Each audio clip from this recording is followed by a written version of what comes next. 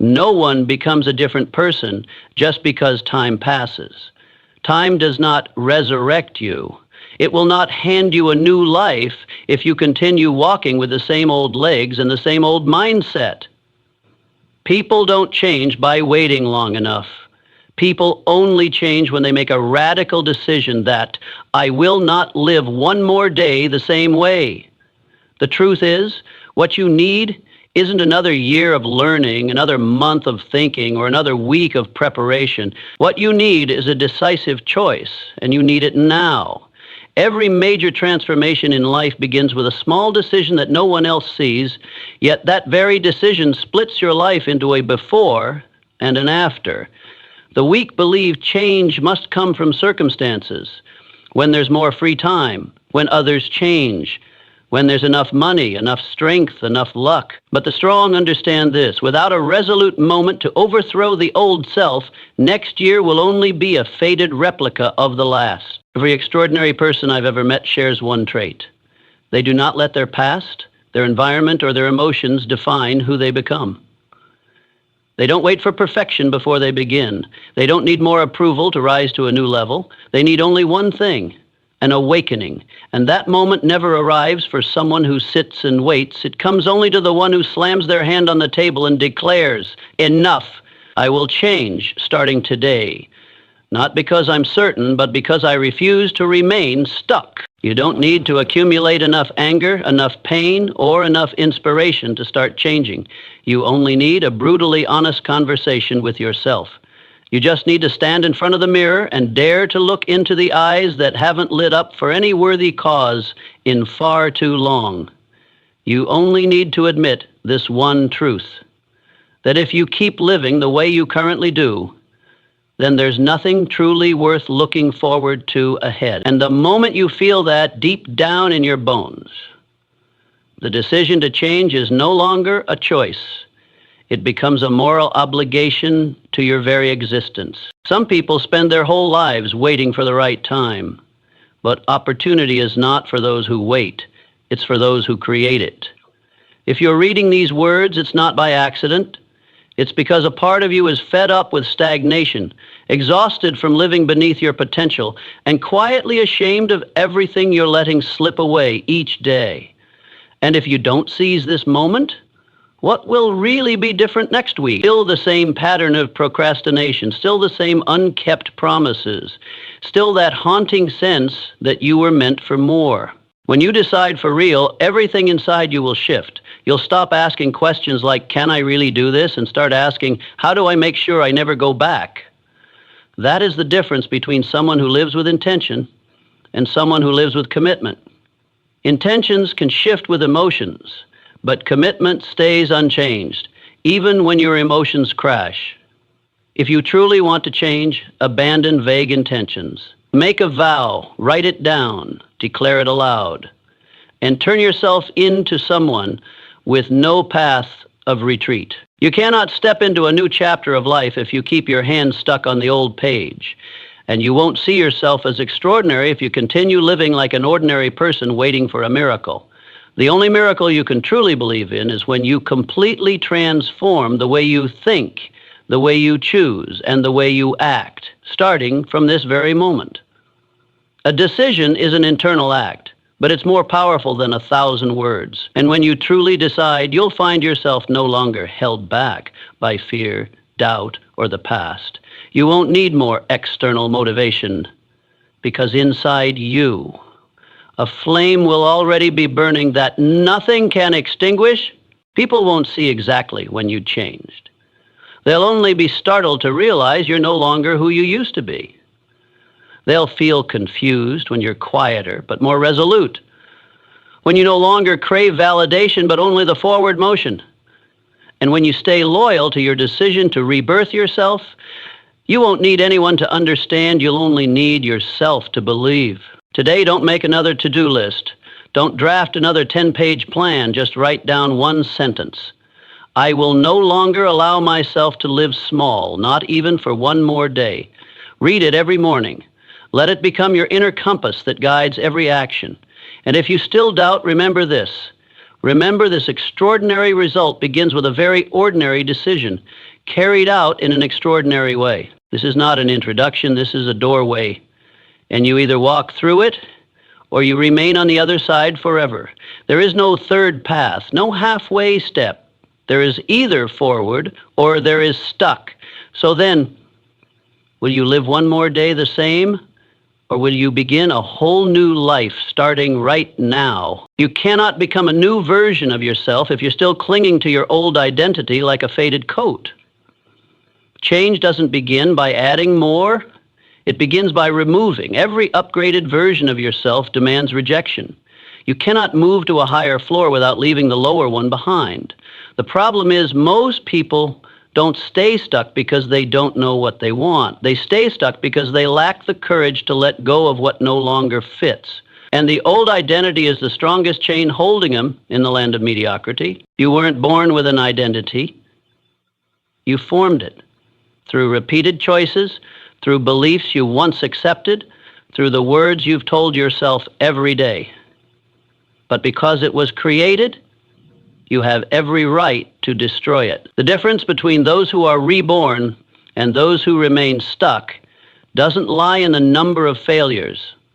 It lies in the ability to cut ties with a version of themselves that no longer fits. And if you are truly serious about change, then your first step isn't to improve, but to wipe clean. Take a long look at the person you're currently carrying, the habit of procrastination, the familiar excuses, the negative reactions to failure, the need for external validation, the fear of rejection, and the tendency to retreat at the first sign of hardship. None of that is truly you. They are just extensions of an ego that has been allowed to persist too long without being questioned. So today, you must be the one to ask the first question. Why am I still holding on to this? Does it still serve the journey I've chosen? Rebirth is never the result of vague desire. It only happens when you dare to confront yourself and acknowledge without avoidance, there are parts of who I am that no longer deserve to continue with me. And you don't have to hate that old version of yourself. You only need to understand that it served its purpose. It helped you survive a previous chapter. But now you're not here to survive, you're here to grow. No one truly grows while keeping old habits, old mindsets, and old environments. You can't fly if you're still shackled. The irony is, the old identity won't leave on its own. It clings to you with sweet whispers, just this once. You don't need to try so hard. This is just how you've always been. And if you're not alert enough, you'll listen to it like a dear friend. But remember, your old identity doesn't care about your progress. It only cares about your comfort. To be reborn, you must choose between two things, the safety of the old self or the initial discomfort of the new one. And you can't choose both. One is familiar, comfortable, but limited. The other is unfamiliar, challenging, but expansive. The choice is always clear, but do you have the courage to act on it? If the answer is yes, then act. Write down every habit, mindset, and belief you know has been holding you back. No justification, no sugarcoating it with reasons. Write it down like a death list. The things that have slowly killed your growth day by day without you even noticing. Then do this final act. Destroy it in a symbolic gesture. Burn it. Tear it to pieces. Throw it into the fire. Or bury it deep in the ground. You don't do this to feel strange.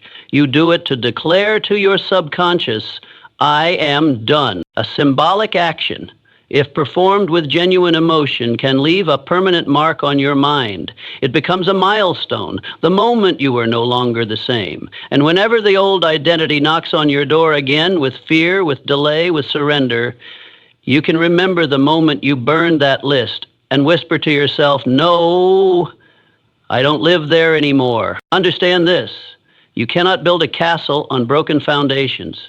Before you add anything new, knowledge, skills, new beliefs, you must clear the old ground. You must work like an architect, unafraid to demolish, unbothered by outdated designs, because you know what you are about to build is worthy of your boldness. This is where all rebirth begins, not from a new book, not from an expensive course, not from outside encouragement, but from the moment you dare to say a definitive sentence, I am no longer who I was yesterday, and act as if that were already the truth.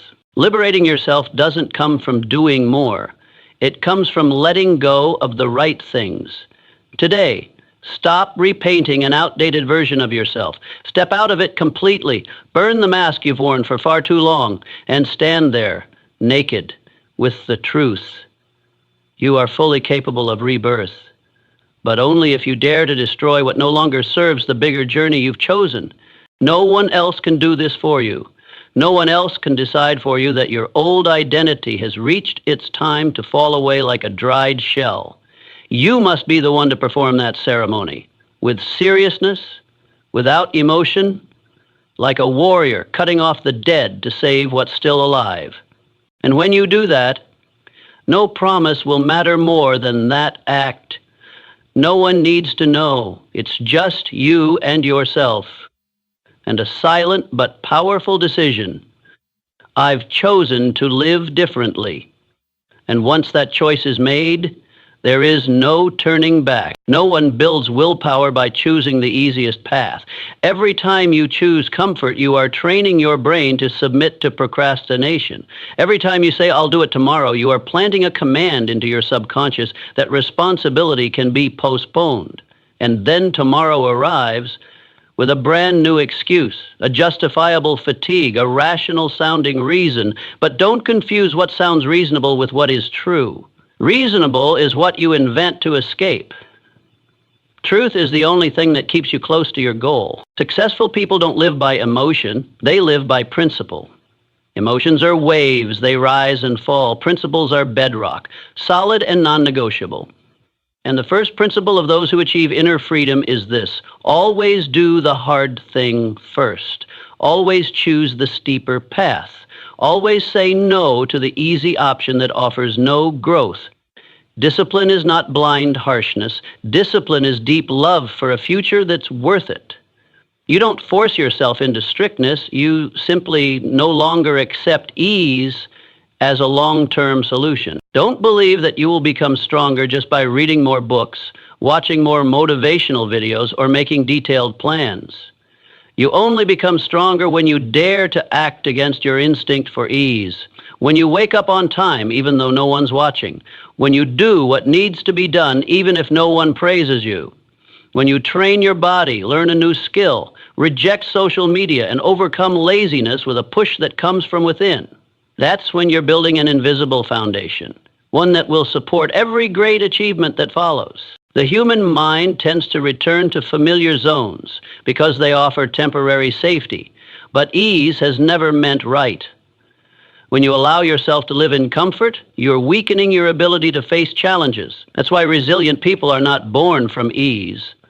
They are forged from rejecting unnecessary ease.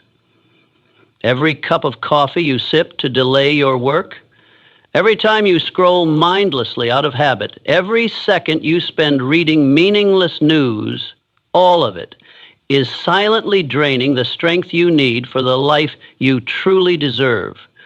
Discipline is the one thing no one can give you and no one can take away. It's not built through slogans. It is forged in boring repetition in the small choices no one sees. The undisciplined believe they need motivation to act. The disciplined understand that action creates motivation. That's the logic of those who go far. Act first, feel later.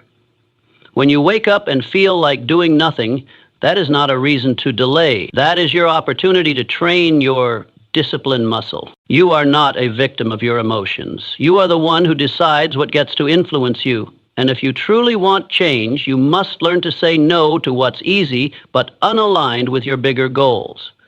Instead of sleeping 15 more minutes, get out of bed and gain an advantage over most of the world. Instead of eating to numb your emotions, eat to build energy. Instead of waiting for inspiration, learn to work without it, because that is where your strength is built. Every time you say no to an old habit, you're saying yes to a higher version of yourself. And there's no such thing as a neutral choice. You are either training yourself in clarity and resilience, or you are reinforcing patterns of weakness and delay. This doesn't require perfection, but it does require intention. You can't live with the mindset, I'll try to avoid temptation. You have to live by a system where temptation has no entry point. Discipline is not as dry as you think. It is the highest expression of self-respect. When you live with discipline, you're telling the world, I don't live aimlessly, I have direction. And I'm willing to pay the price daily to build it. The world doesn't treat you based on your hopes. It treats you based on the standards you set for yourself. If you are lenient with yourself, don't expect life to be serious about you. If you want others to respect your time, your words, and your ability, start by respecting yourself through daily discipline. The scripture says, virtue is great, but vice is flesh. Lazy habits don't disappear just because you avoid them. They only die when you repeat disciplined actions enough times to replace them with a new operating system. And no one can do that for you. You must teach yourself this truth. What's easy is the sweetest trap, and also the one most people never escape from. But you are different, because you've seen the truth. And once you've truly seen it, you can never pretend to be blind again. Starting today, set an unbreakable rule. Always choose the harder thing when faced with two options. Do the thing you're avoiding. Start what you've been postponing. Complete one small action, even when you don't feel like it. Each time you do that, you are proving to yourself, I can control me. And the person who can control themselves is someone no force can defeat. It's not the strongest who wins. It's the most disciplined who reaches the end. The difference between the one who changes their life and the one who only talks about change lies in the ability to say no to ease and yes to necessity, even when no one sees it, even when no one claps, and especially when you don't feel like it. Refusing what's easy today is the first step to ensuring that tomorrow you won't live with regret. This is not extremism. This is commitment. And that commitment will rewrite the destiny you're living. You don't need to open your mouth for others to form an impression of who you are. The moment you walk into a room, your posture, your gaze, your breathing rhythm, the way you sit down or stand up, all of it is telling a story. And that story doesn't lie in your words, but in your body, in the way you carry yourself through the world. If you've never thought about this, then it's likely that your body is betraying the image you're trying to build. A slouched posture is never associated with a person of action. Someone who moves hurriedly and chaotically will never make others feel safe. And a body that drags itself around is the external manifestation of an internal system that's falling apart. You don't need bulging muscles or a sculpted physique to earn respect, but you do need composure, solidity, and intention in every movement. Your body isn't just a vehicle for moving from place to place, it's the physical shell of your thinking, your discipline, and your value system. The body does not lie. It will reflect laziness if you let it expand unconsciously. It will reflect avoidance if you use food to numb emotions. It will reflect a lack of self-respect if you allow it to deteriorate over time. When you take care of your body, you're not simply preserving health. You're sending a signal to your subconscious that says, I deserve to be strong, alert, and full of vitality. And every mindful meal you choose, every workout you finish despite fatigue, every glass of water you drink instead of a third coffee, each is a vote you cast for a future lived in strength rather than passivity and weakness. The ancients understood this. The Stoic sages were not mere theorists. They practiced physical hardship to master the mind. Seneca fasted, bathed in cold water, and slept on stone floors, not for asceticism, but to train inner resilience, because they knew he who controls his body also controls his mind. You cannot expect to have strong willpower in your head if your body is ruled by weak habits. If you walk slowly, drained, with a hunchback, as if carrying the weight of the world, others will assume you've already surrendered to something. They won't need to ask. They only need to look. On the other hand, Someone with a steady body, firm stride, open shoulders, and an unwavering gaze without saying a single word already makes others adjust how they treat them. This isn't about faking confidence. This is about rebuilding the foundation of presence, starting with the most tangible part of you, your physical body. You want others to respect you? Then start by letting your body be living proof of that respect. No one respects someone who neglects themselves. No one gives great opportunities to a person who looks like they don't have the energy to carry their own weight. And most importantly, you'll never respect yourself if every time you look in the mirror you see a neglected body, a hesitant gaze, and a posture lacking vitality. Don't make excuses like "I'm too busy," "I wasn't born with good genes," or "I'm too old now." These are merely masks for the refusal to take action. You don't need a perfect body, but you need a body that reflects discipline. Everyone has a choice, and that is the key. Others may be born with aesthetic advantages, but you can become someone with a body that reflects proactive living if you commit to it as part of mastering yourself. And it doesn't have to be complicated. Walk every day. Drink water properly. Gradually reduce processed foods. Practice sitting upright while working. Turn off your phone 30 minutes before bed. Wake up an hour earlier to begin the day on your own terms. Each of these small actions, when repeated, will transform your body into a strong foundation for every battle you need to win. Inner transformation cannot be separated from the physical body. When you train your muscles, you're also retraining your reflexive mindset. When you lift heavier weights, you raise your expectations for yourself. When you run 1 more kilometer, even though your body is exhausted, you're teaching your brain, I still have the choice to move forward even when I want to stop. That is resilience no textbook can teach. Only action can engrave it into your bones. Your body is the only temple you'll live in for the rest of your life. Don't let it become a dumping ground for emotional waste, surrender, and lack of self-respect. Make it a sacred place where every heartbeat, every step, every drop of sweat is a vow. I live with purpose. I show up with strength. I am the one driving this game, not someone pulled by circumstance. If tomorrow you walk out into the world and without saying a single word, people can feel that something in you has changed, and that's the moment your body has begun speaking the language of mastery, and nothing is more inspiring than that. So, will you continue letting your body be a relic of old habits, or will you transform it into a living testimony of the new identity you're building each day? The choice is yours, but the consequences or rewards cannot be faked. How you walk, how you breathe, what you eat, what you choose to keep or reject, all of it speaks every day. The only question is your body saying what you truly want others to hear? If not, then it's time to rewrite that entire story through every movement you make today. You're not just eating to stay alive, you're eating to reshape the way you think, respond, and act.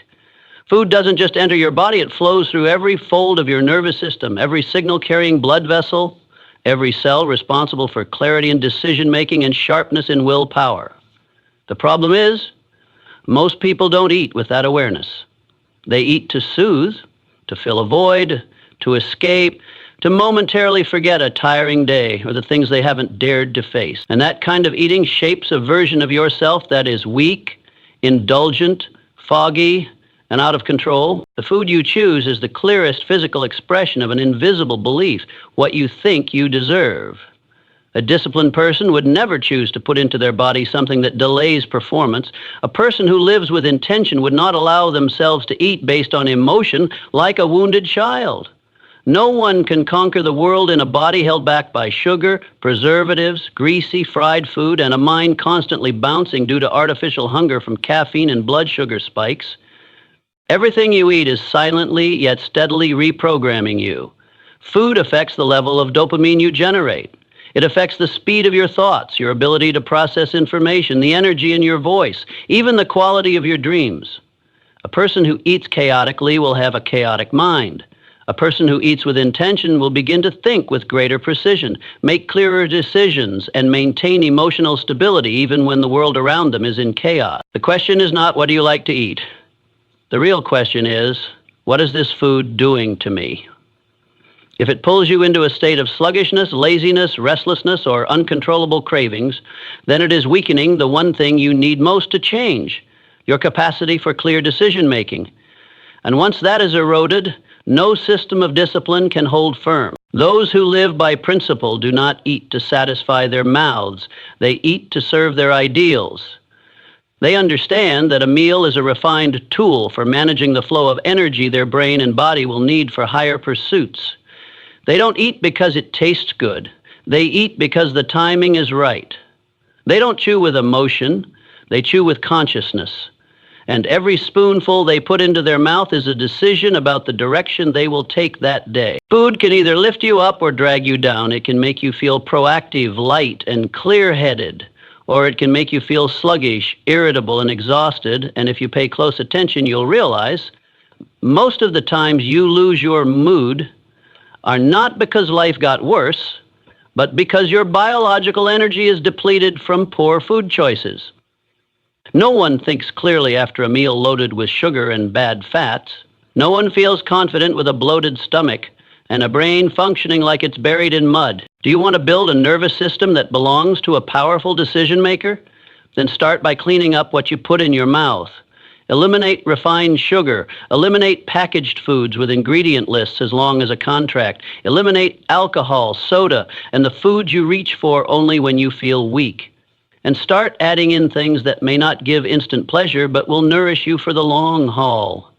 Leafy greens, clean proteins, healthy fats, pure water, real food. You don't have to become a nutrition expert, just become someone who listens to their body. After each meal, ask, how do I feel? Alert or fatigued? Refreshed or heavy? Ready to dive into work or just wanting to lie down? From there, you'll know what lifts you up and what drags you down. And once you know that, there's no reason left to keep treating yourself like a trash bin for emotional impulses.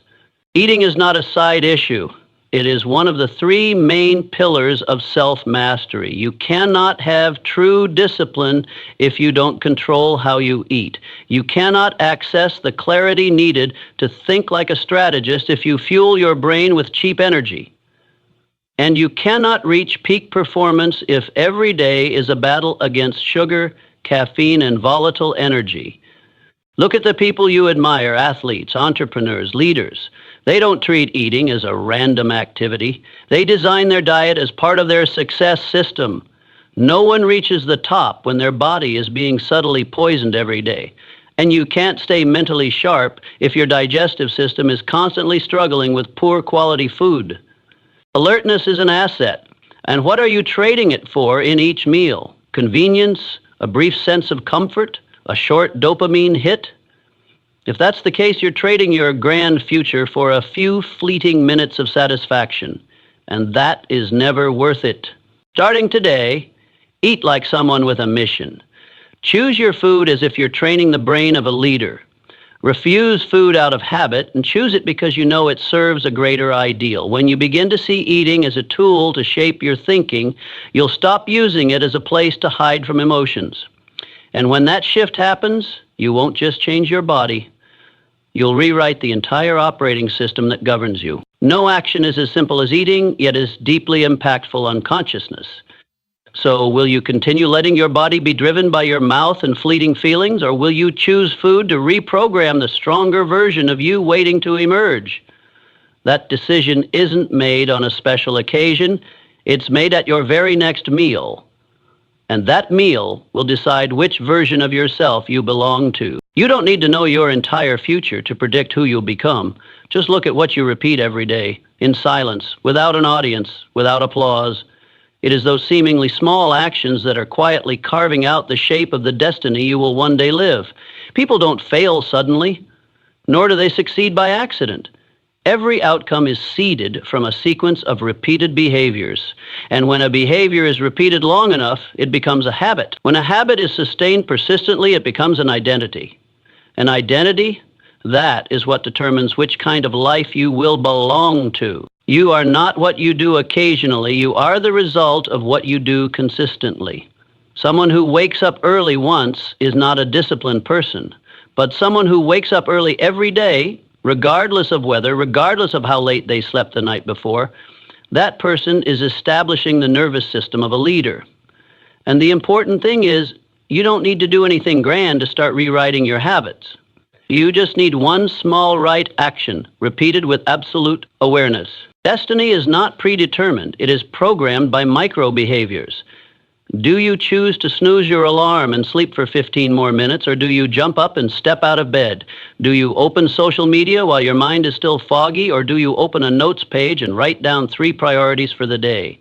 Do you slump in front of the screen with your phone in hand, or do you stand up, take a breath, and return to your unfinished task? These aren't just temporary choices. They are code that directly programs the neural architecture of your brain. And over time, they define who you are. No behavior, however small, is neutral. It either brings you closer to the person you want to become or pulls you back toward the version you're trying to outgrow. You don't repeat an action just because it fits your schedule. You repeat it because it affirms your identity. A person who writes every day, even just a paragraph, is affirming the identity of a creator. A person who tidies their workspace before starting is restoring order to their internal world.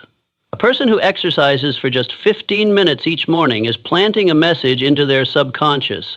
I am worth caring for. I am important enough to invest in myself. A habit is not something you try to maintain. A habit is something you allow to define you. And you cannot build lasting habits if you keep treating each day as a game of whim and chance. People without a clear habit system tend to live by emotion, and so their life outcomes fluctuate as unpredictably as their feelings. But successful people don't rely on feelings. They rely on structure. Habits are the core structure that keeps them grounded when everything around them shifts. If you're struggling with low motivation, stop chasing inspiration. Start building habits. Inspiration may come and go, but habits are what keep the engine running even when you feel like doing nothing at all. A person with the right habits doesn't need motivation to act. They act first, and then motivation gets activated. That's a reversed order that those stuck in inertia will never understand. You can start with simple principles. Wake up at the same hour every day. Write down 3 things to do before checking your phone. Read 10 pages of a book before going to bed. Focus for 45 uninterrupted minutes on a single task. Drink enough water. Don't eat after 8 p.m. Don't bring your phone into the bedroom. Each of these tiny behaviors isn't just about improving your life in some vague way. They are system commands entered into your brain to transform the entire way you operate. Here's the strange part. The more you repeat the right actions, the more worthy you feel of greater outcomes. And from that sense of worthiness, you begin to behave like someone with higher standards. You eat more consciously. You communicate more intentionally. Your words carry more weight. You invest more deeply in learning. And then habits give birth to attitude. Attitude gives birth to choices. Choices give birth to results. Results reaffirm your identity. That loop, if run properly, will pull you into an entirely new trajectory of life you couldn't have imagined just months ago. Others won't understand why you've changed, but they will sense it in the way you show up. On time, in posture, in presence. They will begin to respond to you as someone trustworthy, respectable, worth learning from. And they won't be wrong, because you yourself are also responding to yourself in that same way. You begin to respect yourself more with every old bad habit you overcome. And that self-respect doesn't need anyone's validation. It is enough to fuel your momentum every single day. If you are truly serious about changing your destiny, stop asking, who will I become in the future? Instead, ask, what am I repeating today? Because your fate isn't located in what you hope for. It lives in the unconscious actions you repeat without thinking. Want to change your life? Don't start with a 5-year plan. Start with what you'll do the moment you finish reading this section. Because if you don't begin repeating something different today, then nothing will be different tomorrow. You weren't born with the right habits, but you can choose to build them. and let them rebuild you bit by bit, day by day, until one day when someone asks you, "How did you change so much?" You'll simply smile and say, "I just chose one small behavior. Then I repeated it until it reshaped my entire life." The mind is the most powerful tool you own, but only if you can control it. Otherwise, it will control you with outdated programs, limiting beliefs, and unconscious reflexes that you're not even aware of.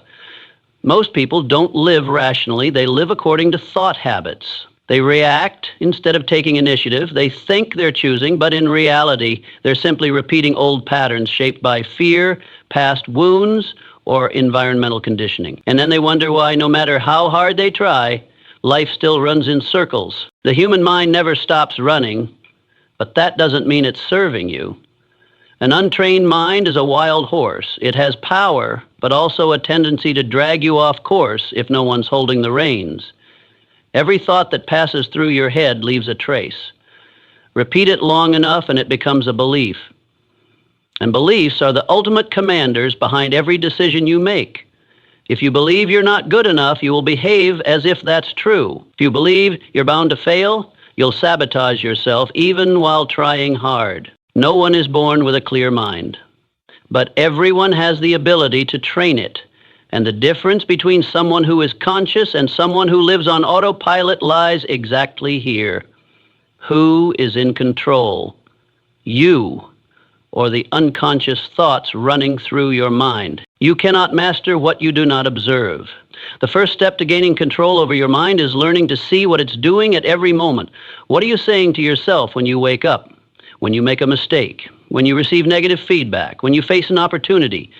If your inner dialogue is filled with phrases like, "I'm not sure," "I'm not good at this," "I always have bad luck," or "I know I'll fail," then you don't need anyone to stop you. You're already doing it yourself. The journey to mastering the mind begins with rewriting your internal language. No top athlete tells themselves, "I might lose," before stepping into the arena. They repeat the right affirmations until it becomes embedded in their system. They reprogram their brain with the right language. You can do the same. Every morning, begin with a clear, positive declaration. Without using "I wish" or "if only." Use the present tense. Be decisive.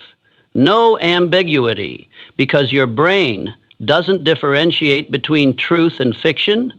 It only obeys what gets repeated the most. That becomes its operating system. Thoughts are seeds, but you can't harvest fruit if you sow once and let the soil dry up. You have to water them through repetition, through concrete action, and through rejecting toxic thoughts the moment they arise. Every time you notice yourself thinking negatively, don't deny it. Look straight at it. Ask, is this thought based on truth or just an old reflex from a version of me I've chosen to outgrow? Then replace it with a statement that's active, affirmative, and directional. Repeat it. Write it down. Say it out loud. Turn the right message into your new default. No one has a strong mind without training. Just like muscles, the mind needs friction, challenge, and discomfort to grow.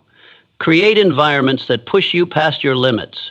Meditate for 10 minutes each morning to clear mental clutter. Journal each evening to reflect on whether you've been thinking like a leader or a follower. Read books on strategic thinking, philosophy, psychology. Instead of consuming empty entertainment, put yourself in challenging conversations where you must argue against your own old beliefs. Your mind cannot be clear if it's drowning in excess information. Look at what you're consuming each day, not just with your mouth, but with your eyes, ears, and awareness. If you spend too much time reading negative news, scrolling through comparison-filled social media, absorbing complaints and fears from others, don't expect a calm mind. A strong mind starts with a clean mental environment. Guard your inputs like a gatekeeper. You wouldn't allow trash into your home, so don't let it into your mind. Focus is the clearest sign of a mind under control. And in today's world where distraction is the norm, the person who can focus deeply for 30 minutes is already outperforming most. Don't live like a phone with too many background apps running. Learn to close and shut them off completely. Keep only what's necessary. Each time you choose to focus on one single task, you're training your brain in the art of selection. And the person who knows what to focus on is the person who can steer their life with intention. You don't need to be a genius to control your mind. You just need consistency. Day by day, reset your internal language, clean your informational inputs. Focus on one right action, rewrite old stories with new narratives. This isn't the work of one evening. It's a system for living, where you no longer live by default, but by design. And that is where you begin to be truly free, not because life becomes easier, but because you no longer respond in the same old ways. You don't panic. You don't lose control easily. You don't let a fleeting emotion ruin an entire day. You move through chaos with inner clarity. You face adversity without losing direction. And you act not because you're being pushed, but because you know exactly what you're doing. No long-lasting success is built on a messy mind. The person who can master their mind is a person who can master their fate. And when you control what's happening inside, you no longer fear what happens outside. The world can't throw you off track because your compass is within. So starting today, don't live on autopilot anymore. Step out of the fog of unconsciousness and take back the wheel. Your mind is a powerful machine. Don't let it drive you to places you never meant to go. Train it, master it, and then you'll realize you were never lacking in ability. You just never had someone teach you how to reclaim the steering wheel. Now it's time. No one becomes strong by avoiding discomfort. Inner strength doesn't come from peaceful days, but from the very moment you step into what you don't want to face and decide, I will not run anymore. Growth isn't measured by how much you know, but by how much you can endure without losing your sense of self. Everyone wants to be resilient, yet most choose to avoid the very things that build resilience. And so they live as fragile versions of themselves, wrapped in excuses, always looking for a detour instead of walking straight through. You don't forge willpower by doing what's easy. You can't develop mental toughness by staying away from situations that challenge your comfort. The things you're avoiding today, a hard conversation, a tough workout, the half-finished writing, the decision you've postponed, are the very tests you're delaying. But remember this, you can't avoid them forever. What you avoid will grow in the dark, and eventually it won't be a small discomfort anymore. It'll become a mountain blocking your path to living fully with yourself. Those who live deeply are not the ones who escape the storm. They walk right into it, knowing it will hurt, it will stretch them, it will stir up every part of their soul. But that very act, facing what you want most to avoid, is what builds strength that cannot be easily broken. The more familiar you become with discomfort, the more your field of action expands. The more you engage with challenge, the less you react from weakness. And one day, the thing that once terrified you becomes the place where you now find peace. Inner strength doesn't appear out of nowhere. It's built through every time you endure what's uncomfortable without collapsing. It's when you go to the gym even when you're not in the mood. It's when you sit back down to work instead of curling up to scroll your phone. It's when you speak honestly to the person you've been avoiding. It's when you step onto the stage, into the tension, beyond the fear, with your heart racing but your feet holding firm. And every such moment doesn't just mean finishing a hard task, it means rewriting your self-definition. I am someone who does not run. You can start with simple things. Take a cold shower when your mind screams for hot water. Wake up earlier even when sleep wasn't perfect. Discipline yourself to study for 1 hour each evening, even when your brain feels drained. Disconnect from social media for 24 hours, just to test how much control you have over your cravings, not to punish yourself, but to prove you're in charge, that you are the driver, not the puppet of emotions, habits, or circumstance. Every act of intentional discomfort is a message to your nervous system. I live to grow, not just to feel good. And the more of these experiences you accumulate, the more resilient your system becomes to real turbulence. When others panic, you remain clear. When others collapse from rejection, you take it as a signal to train harder. When failure happens, you don't retreat. You pause, analyze, and return with a better strategy. It all starts when you dare to do the hard thing, not because you like it, but because it matters. No one enjoys discomfort, but those with inner strength are the ones who don't need to enjoy it to still act. They don't wait for things to get easy before they begin. They begin right inside the difficulty. They understand inner strength doesn't arrive after the storm. It is created as you walk through it. And if you can keep going while others stop, that is the moment you rise above. Don't let yourself live forever within the limits of emotional comfort. Every time you avoid something, you're shrinking your sphere of influence. And the more you shrink it, the smaller you feel, less capable, less ready. But if you dare to expand your edge by stepping into what you tend to avoid, you'll see the fear isn't as big as you imagined. The pain isn't as long as you feared, and your capacity to endure is far greater than you ever believed. Inner strength cannot be learnt from theory. It only comes from practice in the real world. When you learn to endure, you don't become hardened, you become deeper.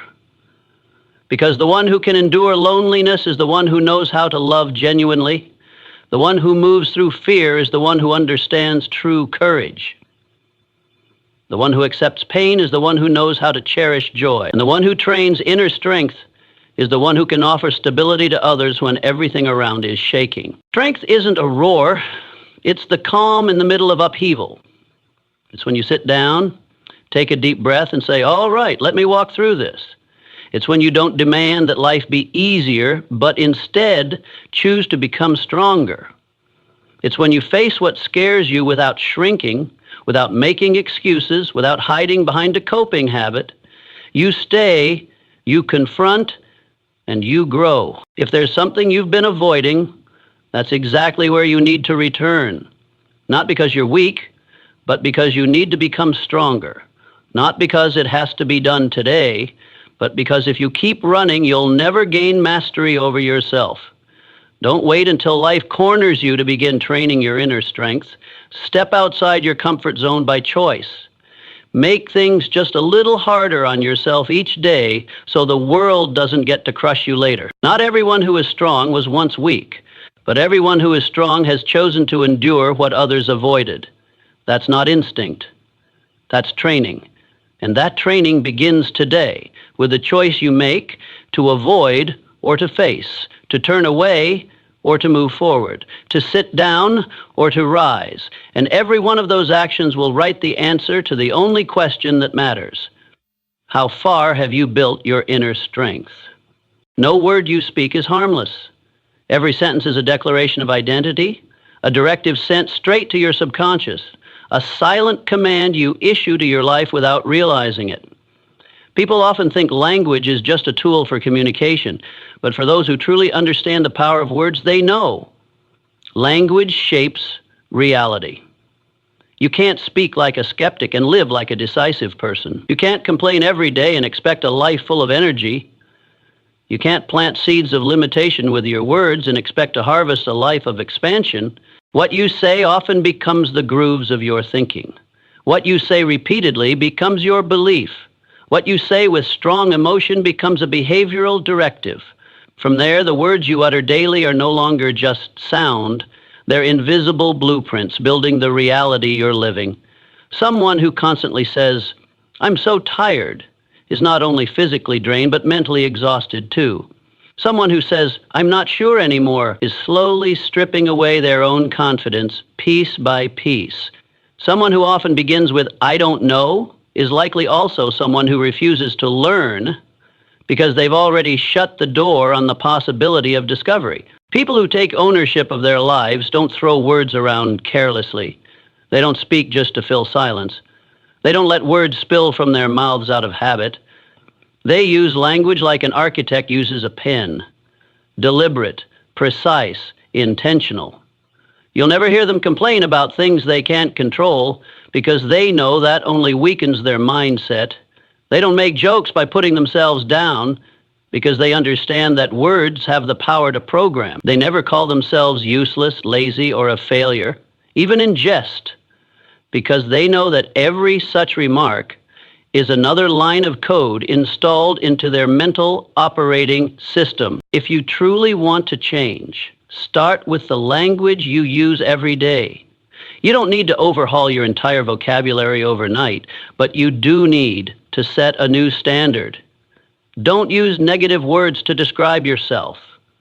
Don't use weak words to dodge responsibility. Don't use empty phrases to mask your lack of commitment. When someone asks, "How are you?" skip the usual throwaways like "just the usual" or "so tired." Instead, speak with intention.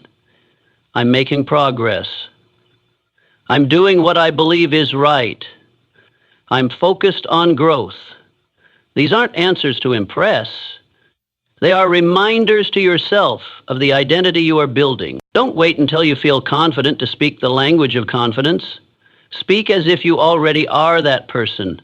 Words come first, awareness follows. Behavior is adjusted by both.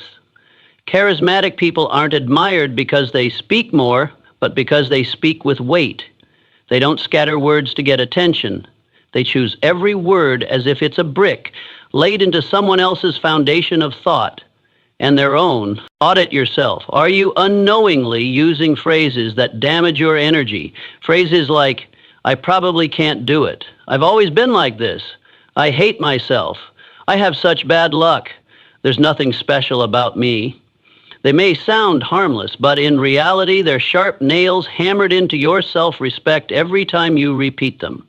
On the other hand, when you replace them with phrases full of vitality, "I'm learning to do better. I can improve if I stay consistent. I'm not perfect, but I'm growing." You're creating a positive mental environment that nourishes every healthy behavior to come. Words are also a mirror of thought. If you pay close enough attention, you'll hear the fear hiding behind every sentence you speak. "I'm just joking" could be a sign of fear of judgment. "I don't know anymore" might be a way of avoiding the responsibility of making a choice. "I doubt anyone cares" may echo past wounds that haven't yet healed. Once you see that connection, you'll stop speaking just to speak. You'll begin to choose your words, because you'll understand what you say doesn't just produce sound. It generates attraction, reflection, and ultimately results. Part of owning your life is learning to speak like the person you want to become, not the one you used to be. Use the language of responsibility, capability, and solutions. When problems arise, don't ask, "Why me?" Ask, "What can I learn from this?" When you face failure, don't blurt out again. Say, "I'm training my resilience." These sentences may seem small, but after 1,000 repetitions, they stop being words. They become your way of life. Words aren't just tools for connecting with others. They're the compass for your inner journey. People who speak carelessly live carelessly. People who speak negatively live in chaos. People who speak with clarity live with strong structure. Every morning, the first thing you say sets your direction for the day. And every night, the last words you whisper to yourself before sleep become the guide for your brain to reinforce the identity you're living. Starting today, live as if there's an invisible microphone recording every word you say, and the world is operating according to that frequency. If you want to live differently, speak differently. Speak accurately. Speak powerfully. Speak with purpose. Speak as if every word is shaping a new version of yourself from within. And each day, with precise language, you'll build a precise reality. Ultimately, you don't need to convince the whole world. You only need to convince one person to believe in you, and that person is you. And you do that through the way you speak to yourself every single day. No one else hears more of your words than you do. Turn your language into fuel, not chains, and then you'll realize you didn't change because of some grand event, but because of a series of right words, repeated long enough with enough conviction. The world doesn't see you the way you think. The world sees you as you present yourself, and the way you show up, from your posture, voice, and gaze to your energy frequency, is the silent introduction you bring into every room you enter. The unfortunate truth is that most people live as if presence is something that happens by chance, uncontrollable, like a side effect. But the truth is, social presence is always a design. Either you are the one designing it, or you're being shaped by unconscious signals you're not even aware you're sending. You may be talented, you may have brilliant ideas, you may be kind, hardworking, and trustworthy, but if you walk into a room with slouched posture, hesitant steps, eyes downcast, and an unsure voice, everything you are can be dimmed in a single moment. Because the world doesn't respond to the value within you. It responds to the signals you send outward. And those signals are never random.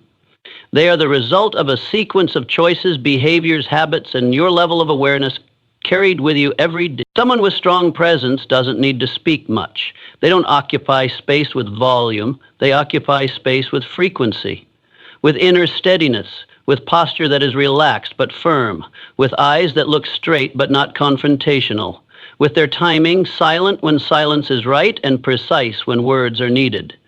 Someone with presence doesn't try to draw attention. They cause people to pay attention naturally, simply because their way of being is intentional. You cannot build social presence through surface-level techniques. Conversation tips, body language tricks, or behavioral psychology hacks may get you through a job interview, a networking event, or a presentation, but to make others feel that you carry real weight, you must go deeper. You must live with such inner clarity that even your smallest actions reflect that solidity. No one can fake steadiness for long. Steadiness is something you must forge from the inside out every day. If you constantly feel overlooked, dismissed, or not listened to enough, the question isn't, why don't others respect me? It's, what signal am I unconsciously sending that allows this to happen? Social presence is not about seeking validation. It's about stopping the demand for approval and beginning to reestablish how others respond to you.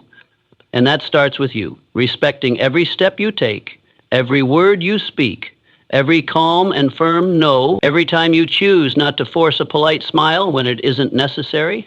One of the marks of someone with strong presence is that they don't need to prove anything. Solidity doesn't need evidence. It radiates naturally from someone who has learned to remain still in the midst of turbulence.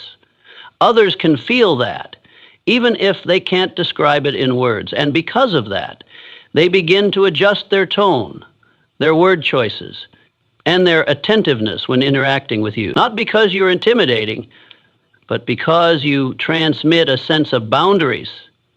And that is a language the most mature people in society always recognize.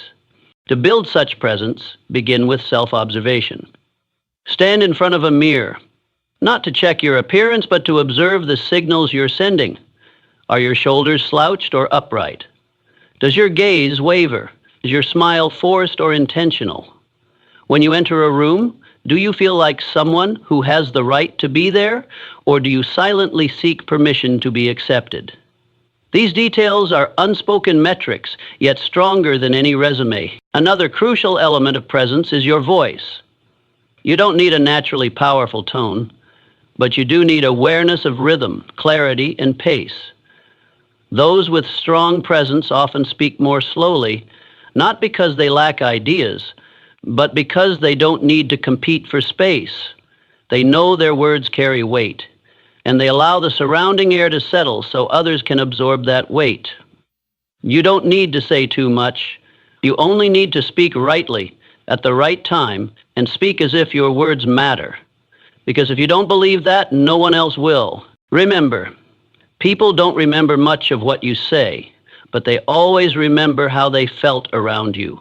And that feeling comes from the frequency you emit, from your real presence, from eyes that listen, from calm that avoids overreaction, from the absence of trying to prove anything.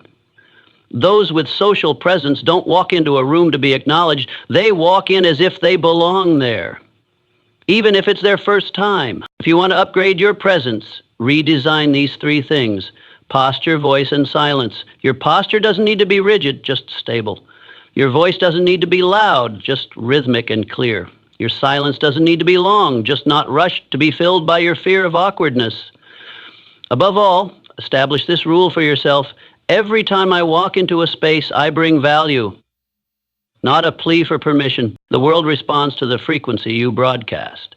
If you emit signals of insecurity, chaos, or indecisiveness, others will feel uneasy around you even if they don't know why. If you emit steadiness, calm, and direction, people will instinctively treat you as someone worth listening to. That's a rule, and you cannot change that rule with excuses. You can only change it by redesigning your presence, deliberately, starting today. Begin now. With how you stand when you speak, with the next time you walk into a room, and instead of bowing your head, you lift your chin and breathe deeply. With removing weak openers like "I just want to say something quickly" and replacing them with certainty. With embracing silence instead of rushing to fill it with nervous chatter. And every small action like that, when repeated with consistency, will forge a new version of you. A person with weight, with boundaries, with a presence the world cannot ignore. No one changes their life just by knowing more. If knowledge alone were enough to transform destiny, then everyone who reads books would be wealthy, everyone who listens to podcasts would be disciplined, and everyone who takes personal development courses would be successful. But the world doesn't operate on theory. It responds to what you produce, not what you understand. You don't get paid for the knowledge you possess, but for the results you create. And results are not born from good ideas, they're born from consistent action. There's a harsh truth that only mature individuals are willing to face. Life doesn't reward those who know a lot. It rewards those who do enough. Those who say they're learning but never take action are just accumulating knowledge like unused fat. The more you store, the heavier and more sluggish you become. Knowledge that isn't applied turns into illusion, and the more you know without doing, the more likely you are to become complacent with the illusion that you're progressing, when in fact you're just postponing in a more cultured way. You don't need another piece of advice.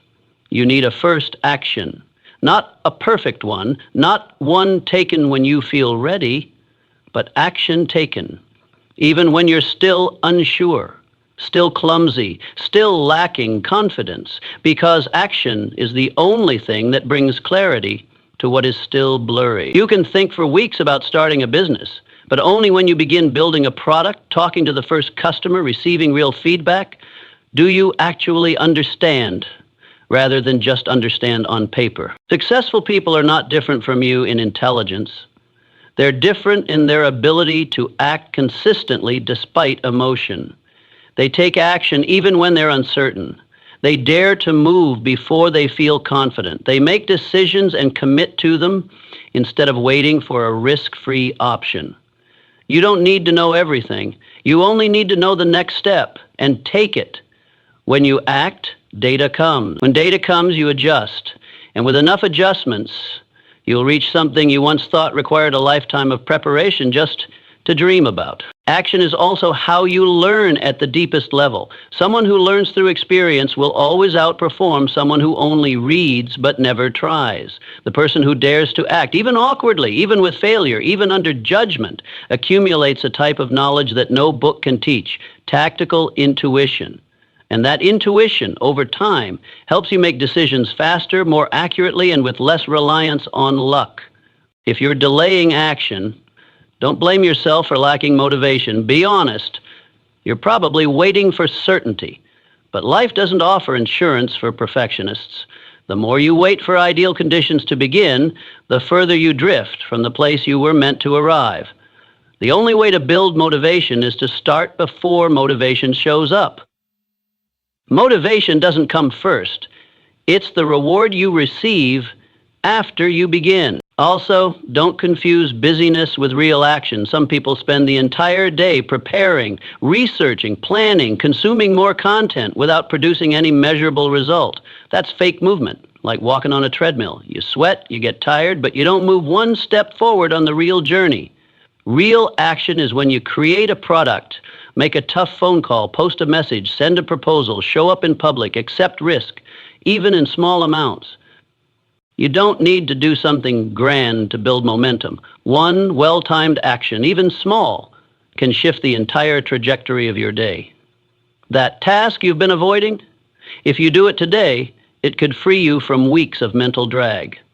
That project you've been waiting to perfect, if you start it as a draft today, it might become the launch pad that changes your entire career path. Every big thing begins with a clumsy first step. No one builds a tower by flying to the 50th floor. They lay bricks, action by action, day by day, and don't stop. The truth is, you're not short on time. You're spending time on things that don't produce real outcomes. You're not lacking talent. You're letting your talent be buried under days of waiting to feel confident enough.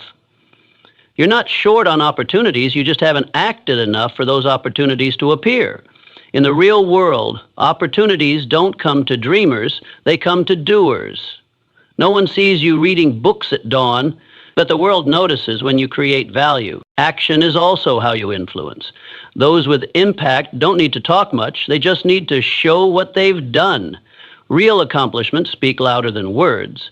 People believe in you when they see you showing up. They follow you when you don't just advise, but lead by example.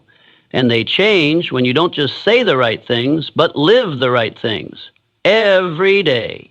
True influence doesn't come from perfection, but from unbroken commitment. If you're still hesitating, ask yourself, what is one action, no matter how small, I can take today to move closer to my goal?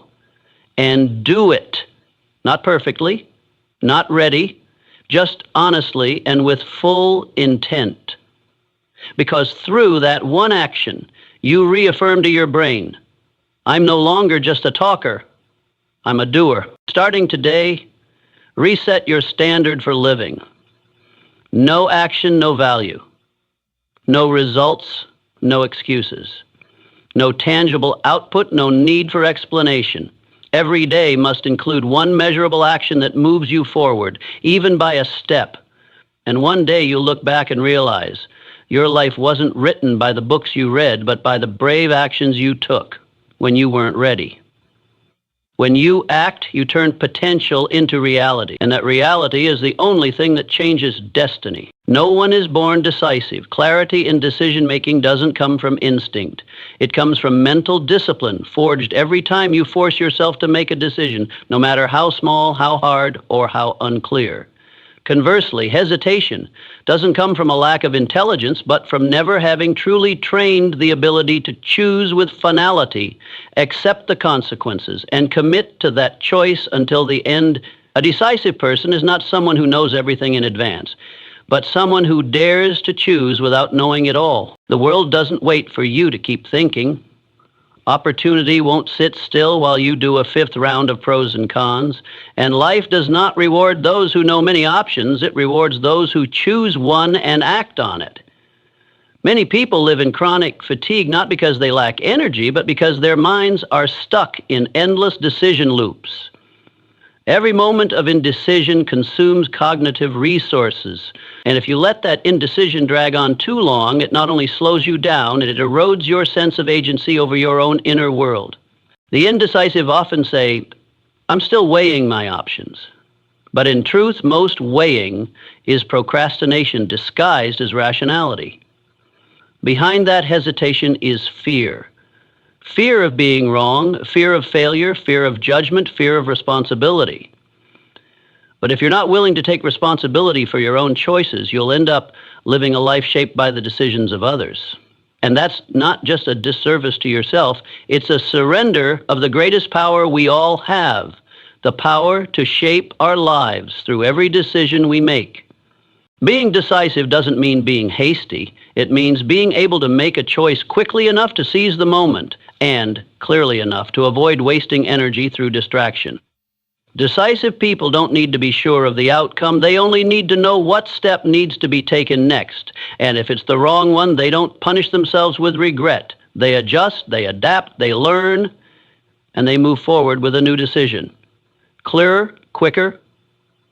So decisiveness isn't a one-time act, but a chain of continuous choices, each one better than the last, because you had the courage to keep practicing. You can start training decisiveness with simple tasks.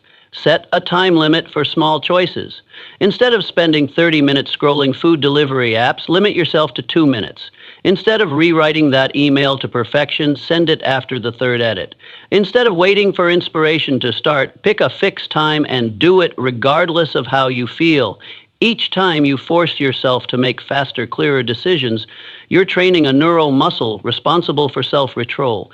And that muscle will save you in bigger moments when you have to choose between two major opportunities, between holding on or letting go of a relationship, between switching careers or staying the course. People often say, I can't decide because I'm not sure yet, but the truth is certainty doesn't come before a decision. It comes after action. When you step forward, the data you need begins to show up. When you choose, the universe starts responding. When you act, confidence is forged. People who move slowly aren't weak. They're waiting for perfect clarity.